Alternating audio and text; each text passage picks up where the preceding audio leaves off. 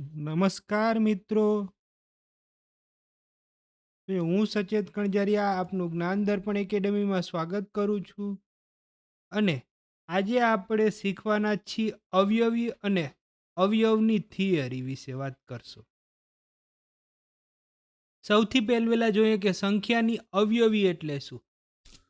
તો કે આપેલી સંખ્યા વડે શું છે, તો કે જે સંખ્યાઓને નિશેષ ભાંગી શકાય તે સંખ્યાઓને આપેલી સંખ્યાની અવયવી કહેવાય છે.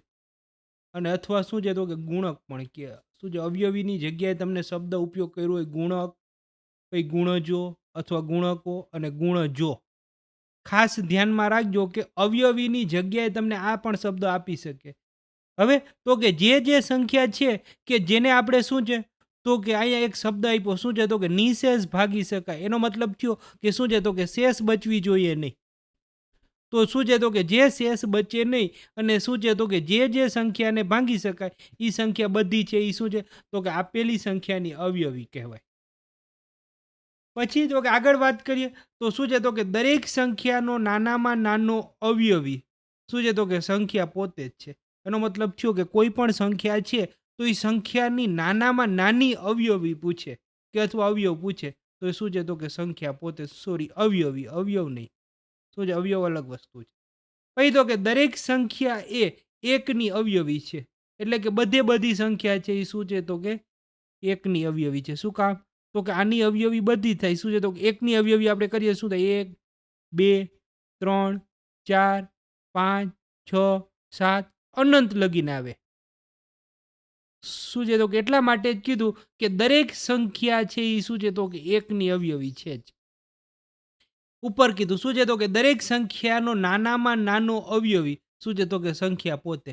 એનો મતલબ થયો કે અહીંયા તમને પૂછે કે શું છે, તો કે 3ની અવયવી લખો તો 3, 6, 9, 12. તો આ છે એ શું છે, તો કે સંખ્યા કઈ આપી? તો કે 3.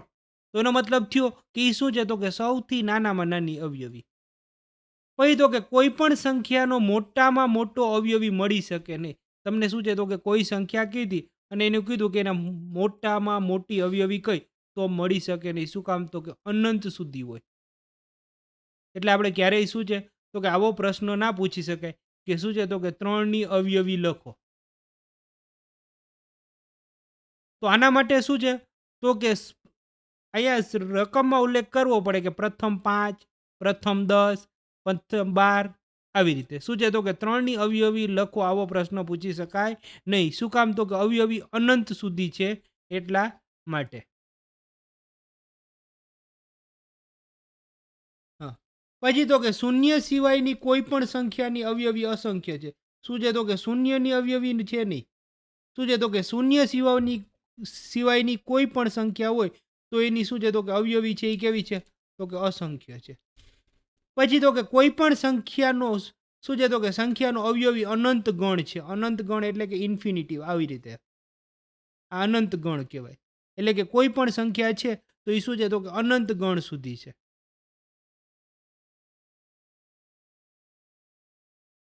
હવે તો કે આ વાત હતી શું હતી? તો કે અવયવીની વાત હતી.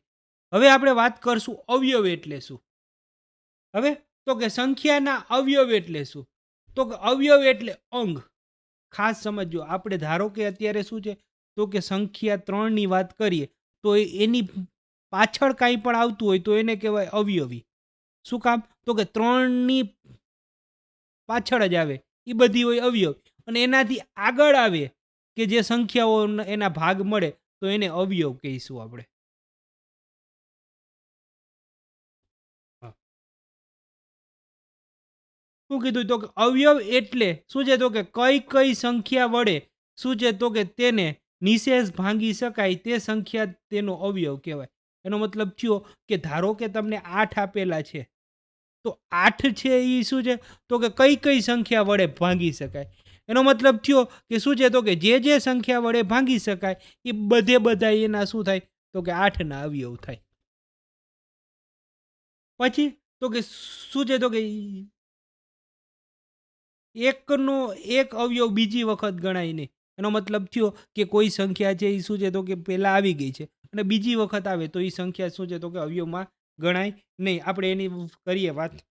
તો ધારો કે આપેલું છે શું છે તો કે 16 કે 16 ના અવયવ. તો હવે 16 ને શું છે તો કે 4 વડે તમે કરશો તો શું થશે તો કે ચોકે ચોકે 16. શું થાય તો કે 0 0. એનો મતલબ થયો કે આ અવયવ બનશે, આ અવયવ બનશે. તો આવી રીતે 2 વખત 4 લખવા નહીં. શું કામ તો કે 2 વખત આવતા નથી. એટલા માટે કોઈ પણ 2 માંથી શું છે તો કે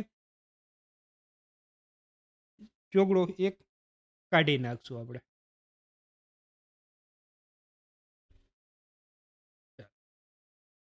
શું છે તો કે એટલા માટે જ કીધું કે શું કીધું તો કે એકનો એક અવયવ બીજી વખત ગણાય નહીં. હા.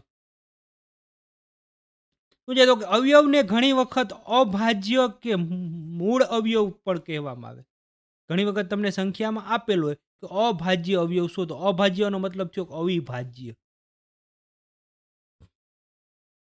શું છે તો કે અવયવ અથવા મૂળ અવયવ પૂછે તો પણ શું છે તો કે અભાજ્ય અવયવ જ થાય.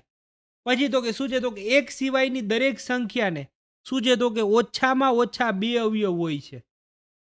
એક સિવાય એટલે કે શું છે તો કે માત્ર શું છે તો કે એક જ સંખ્યા એવી છે એટલે કે કઈ તો કે એક કે જેનો શું છે તો કે અવયવ છે એ કેટલો છે માત્ર ને માત્ર એક. એ સિવાયની બધી જ સંખ્યા છે એને ઓછામાં ઓછા 2 અવયવ તો છે જ. ઘણી બધી સંખ્યા છે શું એવી છે કે જેના અવયવ 2 થી પણ વધારે છે. પછી તો કે એક એ દરેક સંખ્યાનો અવયવ છે અને તે સંખ્યાનો સૌથી નાનો અવયવ છે. હવે તો કે શું છે તો કે એક છે ઈ દરેક સંખ્યાનો અવયવ છે અને ઈ શું છે તો કે સૌથી નાનો અવયવ છે. ખાસ મગજમાં રાખજો.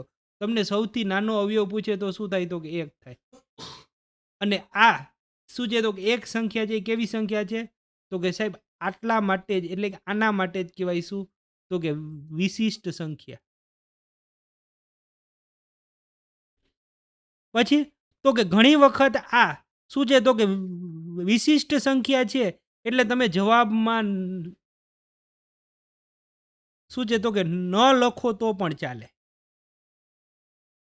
એનો મતલબ થયો કે એક છે એ કેવી છે તો કે સાહેબ વિશિષ્ટ સંખ્યા છે એટલે ઘણી વખત જવાબમાં તમે એક લખો નહીં તો પણ શું છે તો કે ચાલે. ચાલો. પછી તો કે દરેક સંખ્યા પોતે પોતાનો અવયવ છે અને તે સંખ્યાનો સૌથી મોટો અવયવ છે. હા. અહીંથી અવયવ ઉપરથી આપણે 2 પ્રશ્નો મળ્યા કે શું છે કોઈ પણ સંખ્યા છે એ શું છે તો કે પોતે પોતાનો અવયવ તો છે પણ પાછો કેવો તો કે સૌથી મોટો અવયવ અને સૌથી નાનો પૂછે તો શું આવશે 1.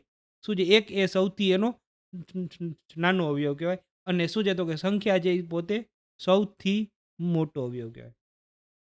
પછી તો કે જ્યારે કોઈ પણ શું છે તો કે ભાજ્ય સંખ્યાને ભાજક વડે શું છે તો કે નિશેષ ભાંગી શકાય ત્યારે ભાજક અને ભાગફળ બંને અવયવ કહેવાય. એનો મતલબ થયો કે તમને કોઈ સંખ્યા આપેલી છે કે શું છે તો કે 38 ના અવયવ શોધો.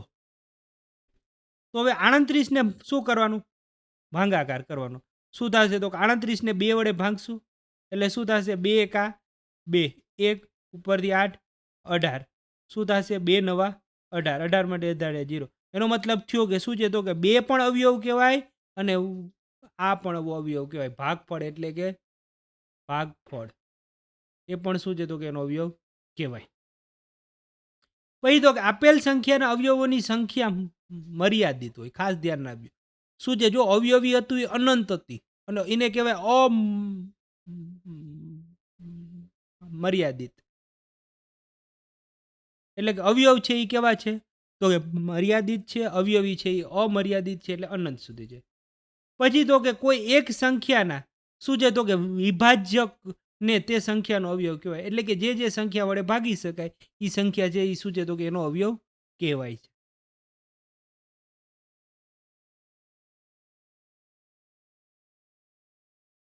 હા.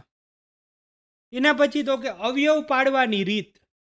શું છે અવયવ પાડવાની 2 રીત છે. એક છે ગુણાકારની રીત અને બીજું તો કે ભાગાકારની રીત કયો, તમે ચોકડી અવયવ કયો અને નિસરણીની રીત કયો. બધું એક જ છે.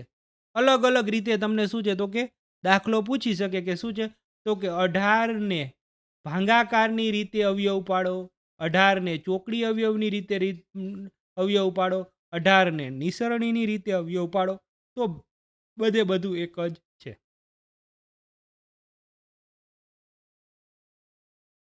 હા. સૌથી પહેલા જોઈએ કે શું છે, તો કે ગુણાકારની રીત એટલે શું? અને ગુણાકારની રીત ક્યારે કરવી? શું છે, તો કે જો ચોકડી અવયવ કરીને પણ દાખલો કરી શકો, ભાગાકારની રીતથી પણ કરી શકો, નિસરણીની રીતથી પણ કરી શકો અને ગુણાકારની રીતથી પણ કરી શકો. જવાબ સરખો જ આવે. જવાબ સરખો જ આવે. એમાં કાંઈ ફરક પડે નહીં. તો ગુણાકારની રીત શું કામ છે? ભાગાકારની રીત શું કામ છે? સાહેબ શું છે, તો કે જ્યારે સંખ્યામાં શૂન્યની સંખ્યા વધારે જોવા મળે ત્યારે ગુણાકારની રીતે દાખલો કરવો. તમને શું છે, તો કે શૂન્યની સંખ્યા વધારે આવી રીતે આપેલું છે કે 100 ના અવયવ પાડો.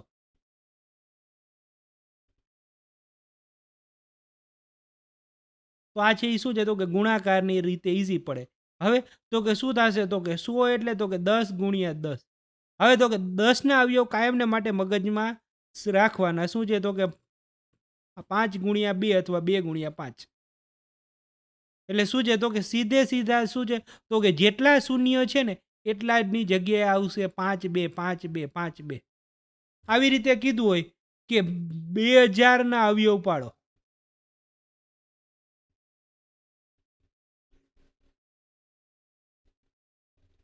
તો કેટલા શૂન્ય છે? તો કે સાહેબ 3 શૂન્ય છે. તો શું થશે, તો કે 3 શૂન્યના શું થશે, તો કે 5 અને બગડા છે એ કેટલી વાર આવશે, તો કે 3 વખત. અને એના પછી તો કે આ એક બગડો જે બચ્યો એને એમને એમ કરી નાખો એટલે 2. આ એના થઈ ગયા અવયવ. આને કહેવાય ગુણાકારની રીત. ગુણાકારની રીત ક્યારે કરવાની, તો કે જ્યારે શૂન્યની સંખ્યા વધારે જોવા મળે ત્યારે.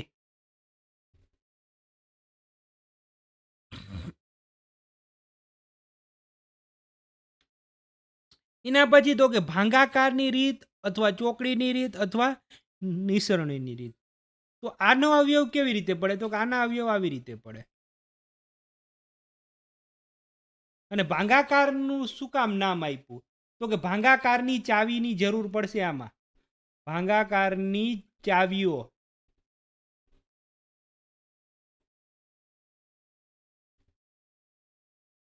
તો આપણે આની શું છે, તો કે જોઈએ કે 78 ના અવયવ પાડવાના છે. તો શું થશે, તો કે 78 આવી રીતે. સૌથી પહેલા શું છે, તો કે ભાગાકારની ચાવીઓ કઈ કઈ છે, તો કે સાહેબ 2 3 5 7. એના પછી સાહેબ 11 13. આ બધી છે એ શું છે, તો કે ભાગાકારની ચાવીઓ છે. જો કે એના પછી 2ની છે, 4ની છે, પણ એ આપણે એટલી બધી કામની આવતી નથી. આમાં આવે છે આ જ ચાવીઓ કામ આવે. સૌથી પહેલા 78 ને 2 વડે આપણે ભાગાકાર કરશું તો શું વધશે, તો કે સાહેબ 3 અને 9. હવે તો કે 2 વડે ભાંગી શકાશે ના, 2 વડે નહીં ભાંગી શકાય. તો કઈ સંખ્યા વડે, તો કે સાહેબ શું છે, તો કે 3 વડે ભાંગી શકાશે. અને એના પછી તો કે શું છે, તો કે 13 છે એ અવિભાજ્ય સંખ્યા છે. એટલે અહીંયા તમારે શું છે, તો કે અવિભાજ્ય સંખ્યા આવી જાય એટલે સીધે સીધું અવિભાજ્ય સંખ્યા વડે ભાગ ચલાવી દેવાનો અને અહીંયા આવશે એ 1 આવશે. આ અવયવ છે. અગાઉ મેં તમને કીધું હતું ને કે આ શું છે, તો કે અવયવ છે. પણ ઘણી વખત આને લખવામાં આવતો નથી. આને તમે કરી નાખો એટલે આ તમારો સીધે સીધો જવાબ થઈ જાય. આવી રીતે જવાબ આપો તોય ચાલે. 2 ગુણ્યા 3 ગુણ્યા 13 ગુણ્યા 1, તો આ પણ સાચું ગણાય. આવી રીતે જવાબ આપો 2 ગુણ્યા 3 ગુણ્યા 13, તો આ પણ સાચું ગણાય. આવી રીતે આપો જવાબ 1 ગુણ્યા 2 ગુણ્યા 3 ગુણ્યા 13, તો આ પણ સાચું ગણાય. આપણે મોટે ભાગે આ રીતે આન્સર આપતા હોઈએ છીએ. તો આપણે એને શું છે, તો કે અહીંયા મેં કરેલા જ છે. આ બધે બધું છે એ શું છે, તો કે ભાગાકારની રીત કયો, તમે ચોકડીની રીત કયો, નિસરણીની રીત કયો. હવે તો કે ભાગાકારની રીત શું કામ કહેવાય, તો કે સંખ્યામાં ભાગાકાર કરવો પડે છે એટલા માટે આ રીતને ભાગાકારની રીત. પછી તો કે શું છે, તો કે ચોકડી અવયવ શું કામ કહેવાય, તો કે જો આ ચોકડી સ્વરૂપે છે આપેલું છે. એના પછી ઈસરણીની રીત શું કામ કહેવાય? તો કે સીડી જેવી છે જો છે. એટલા માટે આ શું છે? તો કે આના બધા નામ છે. ભાંગાકારની રીત, ચોકડીની રીત અને નિસરણીની રીત. પછી તો કે શું છે? તો કે અવયવના જવાબ આપવાની રીત. હવે તો કે અવયવના જવાબ સૌથી પહેલા શું છે? તો કે અવયવ સ્વરૂપે આપવા. અવયવ સ્વરૂપે એટલે કે આવી રીતે 2 ગુણ્યા 2 ગુણ્યા 3 ગુણ્યા 5 ગુણ્યા 7. તો આને કહેવાય શું છે? તો કે અવયવ સ્વરૂપે જવાબ આપવા. એના પછી તો કે અવિભાજ્ય સંખ્યા સ્વરૂપે જવાબ આપવા. તો આની અંદરથી અવિભાજ્ય સંખ્યા કઈ છે? તો કે 2, 3, 5 અને 7. તો આ જ આના જવાબ 2, 3, 5 અને 7. એના પછી તો કે ઘાત સ્વરૂપે આપવા જવાબ. અહીંયા શું છે? તો કે 2 2 વખત છે એટલે 2 ની 2 ઘાત થાય. ચાલો 2 ની 2 ઘાત. એને ગુણ્યા 3 ગુણ્યા 5 ગુણ્યા 7 આ રીતે. તો આપણે આગળના જે દાખલા ગણ્યા શું છે? તો કે એને જ જવાબ આપવાનો પ્રયત્ન કરીએ કે એના જવાબ આપણે કઈ રીતે આપી શકીએ.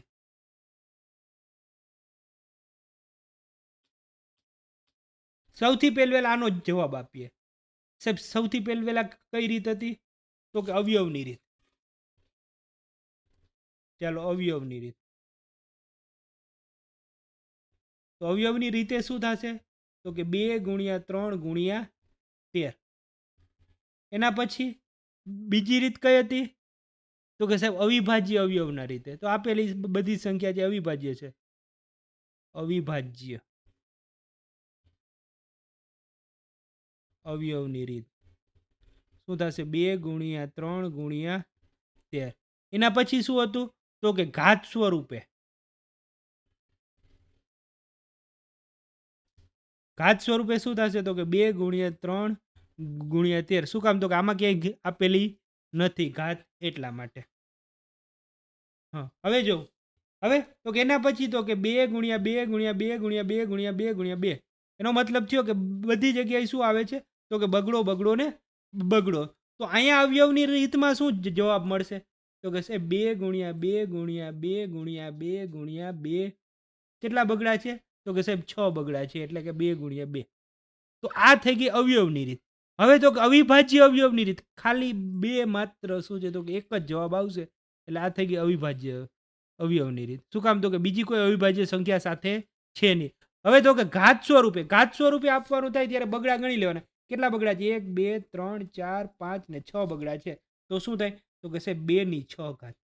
આ પણ શું છે? તો કે જવાબ આપી શકાય આ રીતે. એના પછી તો કે આ તો આવડી જશે. આનો જે રીતે આન્સર આપ્યો એ જ રીતે આન્સર આનો આવશે. ચાલો આનો પણ એનો જ રીતે આવશે. સેમ ટુ સેમ આનો પણ એ રીતે આવશે. હા આની વાત કરીએ આપણે. આનો શું થશે? તો કે સાહેબ અવયવની રીતે આપવું હોય તો શું થાય? તો કે 2 ગુણ્યા 2 ગુણ્યા 2 ગુણ્યા 3 ગુણ્યા 5. આ થઈ ગઈ અવયવની રીત. એના પછી તો કે અવિભાજ્ય અવયવની રીતમાં તો કે 2 ગુણ્યા 3 ગુણ્યા 5. આ થઈ ગઈ અવિભાજ્ય અવયવની. એના પછી તો કે ઘાત સ્વરૂપે તો કે સાહેબ 2 ની શું છે? ના સાહેબ બગડા ગણો 1 2 ને 3 એટલે 2 ની શું થાય? તો કે 3 ઘાત. કોઈ આવી રીતે ના કરે. શું છે? તો કે શું? તો કે 3 ની 2 ઘાત નહીં. આ ખોટું. શું થાય? 2 ની 3 ઘાત. એટલે શું થશે? તો કે 2 ની 3 ઘાત ગુણ્યા 3 ગુણ્યા 5. આ રીતે પણ શું છે? તો કે જવાબ આપી શકાય છે. એમાં તો કે તમારે ખાસ જોવાનું કે તમને દાખલામાં કઈ રીતે માગેલું છે. તો એ રીતે દાખલાની ગણતરી કરવાની. અન્યથા શું છે? તો કે નીચે આપેલા હોય શું? તો કે 4 વિકલ્પ. તો 4 વિકલ્પના આધારે પણ શું છે? તો કે તમે જવાબ આપી શકો છો કે એને કઈ રીતે માગેલા છે. તો અહીંયા આપણે શું છે? તો કે અવયવી અને અવિભાજ્ય અવયવની રીત, પછી નિસરણીની રીત, ભાંગાકારની રીત અને એની શું છે? તો કે થિયરીની વાત કરી. અસ્તુ. જય હિન્દ, જય ભારત.